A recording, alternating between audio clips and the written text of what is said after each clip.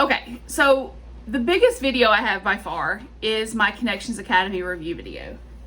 I put that video together because I wanted other parents to see what we went through when it comes to dealing with Connections Academy. And a lot of people don't understand my frustration with why it's such a bad organization.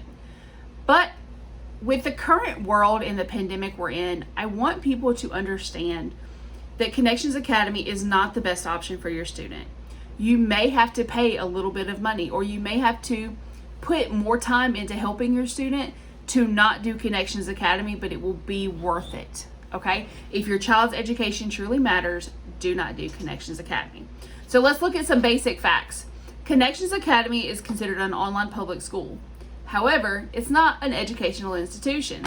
Why is that? Because it's owned by a company. It is a for-profit company. For-profit companies can't own educational institutions like that, okay? Now, they list Connections Academy as being tuition free, which for the most part it is for the student. However, the funding that would traditionally go to the public school that you enroll your child in will then go to Connections Academy if that's where you place your student. In Alabama, that is $9,286 per year per student. Every child that's enrolled in Connections Academy, that money then goes to Connections Academy and not your public school. Interesting. Now, who owns Connections Academy? Connections Academy was actually started by Sylvan Ventures back in 2001. It was then sold to an investment firm, and in 2011, it was purchased by Pearson, the curriculum company. Okay.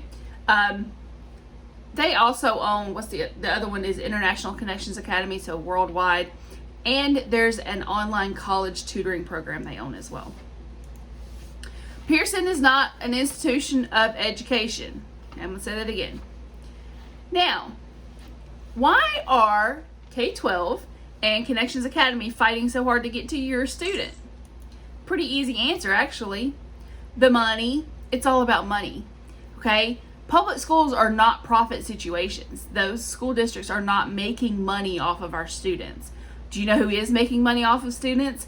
Pearson. Pearson. All right, so in 2012, so the year after they bought Connections, they made $9.7 billion in revenues. Billion. All right, 2013, they made $9.6 billion. Do you guys understand why this stresses me out? All these people are running to Connections Academy or K-12. K-12 is the exact same company or same situations, just different names. These are not true online public schools. These are not run by educational institutions. A local public school with a superintendent is an educational institution. This online school is not. Now, the teachers do not create the material. And I'm going to read a comment to you that a teacher left to me on a video. She had went to work for Connections Academy, and her comment is spot on. So I want to make sure that I read it for you because I think it'll explain my boxed curriculum theory a little bit better. Okay, so I want to read this response that I got from a teacher. She said, I'm a middle school science and math teacher from another state. I considered teaching at this program, and the biggest drawback for me was not creating the curriculum, lessons, labs, and tests, but using a boxed curriculum. I was trained to create curriculum and trained to modify and tailor my curriculum to my students, including tailoring my curriculum to the state standards and every possible kind of IEP or ILP. I was trained to assess my students and assess why they are succeeded or failed. I was also trained to assess and reassess my own curriculum. Teaching is interactive, not boxed. This is one of the best values of teachers. Anyone can get a book from the library and try to teach themselves, but a good teacher is invaluable. Not all online learning environments are the same. Some are well created, such as the University of Phoenix, but many are not.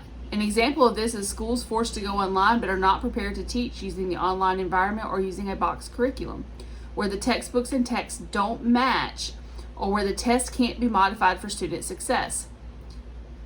So true, she nailed this.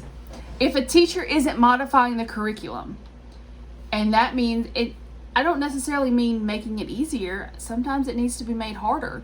Sometimes just the format of the test needs to be changed for a learning curve. There is failure pending. I hope you take all this information. Let me know what you think about Connections Academy. I'm going to be doing some more videos and live events where we're going to talk more about this, because I'm really scared that a lot of parents are going to run to Connections because they feel like they don't have any other options. And that's just not true. Bye, guys.